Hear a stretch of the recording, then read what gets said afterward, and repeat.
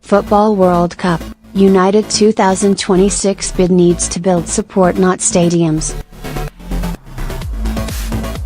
The heads of a joint bid from the United States, Mexico and Canada to host the 2026 World Cup trumpeted a winning plan on Saturday that technically ticks most if not all the boxes FIFA wants, but could miss the mark when it comes to winning friends. On the surface, the fight to stage the expanded 2026 tournament, the first to involve 48 nations, would appear a David and Goliath struggle with Morocco, the only other bidder, up against the commercial and organizational might of the North and Central Americans. Already possessing all the necessary infrastructure and stadiums to host a massive 48-team tournament, United 2026 Executive Director John Christic boasted the bid was able to focus on building the game, not stadiums. While the United 2026 bid may be technically impressive, it comes at a time when the United States' globally popularity is on the decline. Bids must be submitted to FIFA by March 16 and the awarding announcement set for June 13 in Moscow before the Russian World Cup leaves little time to mend strained relationships.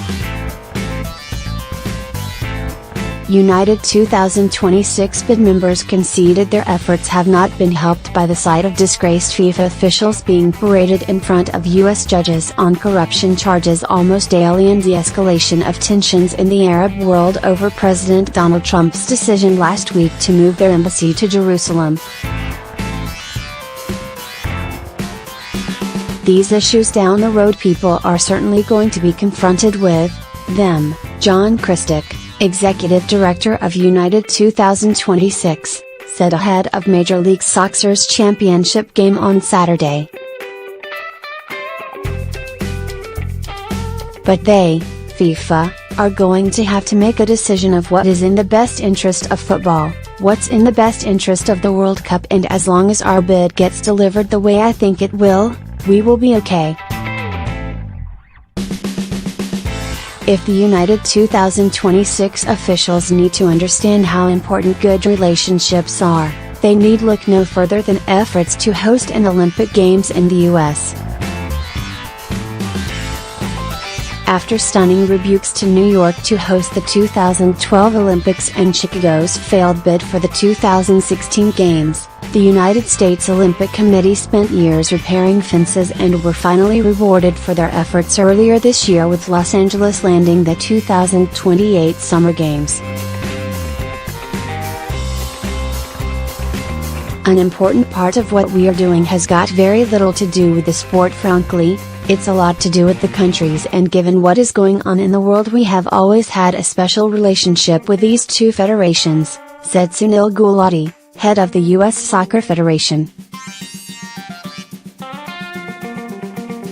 The countries have been partners and there are some ongoing discussions that everybody in the room is familiar with about that, so hopefully the message this sends about relationships and international relationships is extraordinarily important.